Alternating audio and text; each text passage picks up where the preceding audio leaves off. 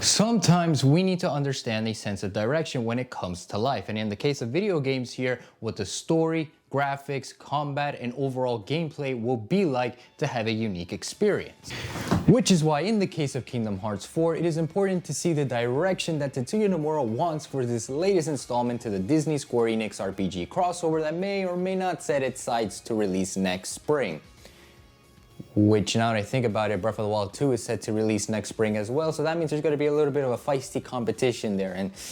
that ain't going to be pretty. However, let's not get carried away by that thought there, and let us go back to what the topic in question is today, and that is Kingdom Hearts 4. Yes, as during Kingdom Hearts 20th anniversary livestream, they not only announced upcoming projects for the IP, but they also gave us a tease as to what's to come with the franchise, and I gotta say, it is looking mighty interesting in terms of the level of direction and vision Nomura has for the upcoming titles and for Kingdom Hearts' future in its entirety. And now you understand why I started the video the way that I did.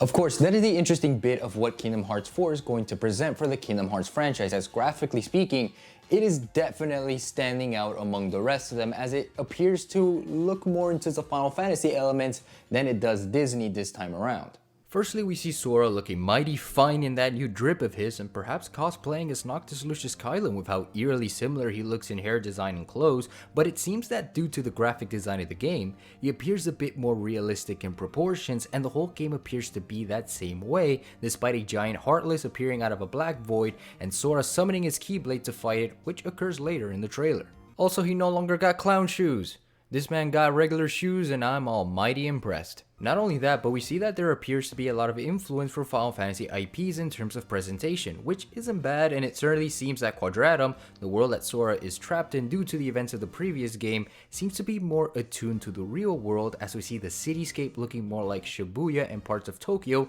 than it does anything else. Does this mean that Neku and the Wicked Twisters from Neo The World Ends With You will make their grand debut here? Does that mean that Neku and Sora will finally keep their promise back in Dream Drop Distance? Does this also mean that Sora is now playing the Reaper's game, considering that he's been in Quadratum for 7 days now? I think we'll have to wait and see for this one.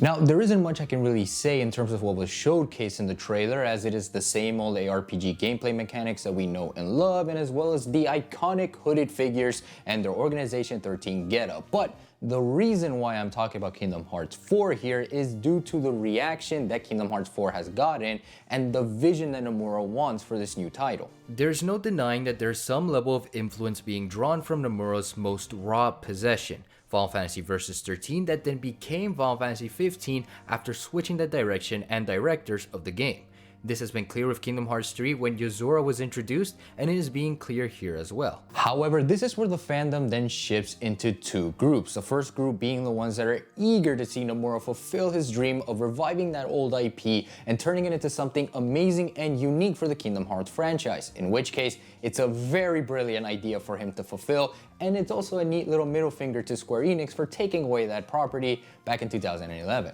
And then there's the other group that feel that Nomura is way in over his head in terms of wanting to revive Versus 13 and its concepts and applying it to the Kingdom Hearts franchise, as they feel that it will lose out on the identity that Kingdom Hearts has had for the past 20 years, and that is utilizing the Disney components that makes Kingdom Hearts stand out and enjoyable. Yeah, it appears that the Disney elements in this game are something that is missing out from the trailer. Sure, there's Donald and Goofy by the end of it, but as I said, it feels like Nomura is hammering more of the Final Fantasy elements and not so much the Disney elements. Though it was fun to see Donald and Goofy at the end of the trailer though, especially that Hades is back on the brink and wanting to seek revenge on them after the events of Kingdom Hearts 3. Now, to tie it all together with my personal take, I think Nomura is going to provide more of an original setting and atmosphere for Kingdom Hearts moving forward, and I think this is his intent on making it come true. Sure, there are some theories surrounding the fact that Sora's appearance is only because of where he is, and he will change back to his usual self once he leaves,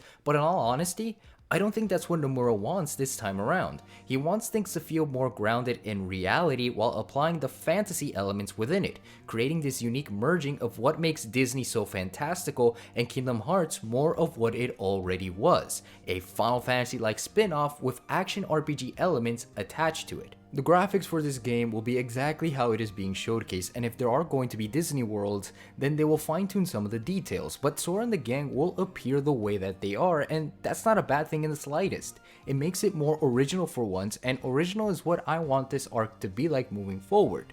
Though there is a theory being thrown around that we might be visiting Endor from Star Wars Return of the Jedi.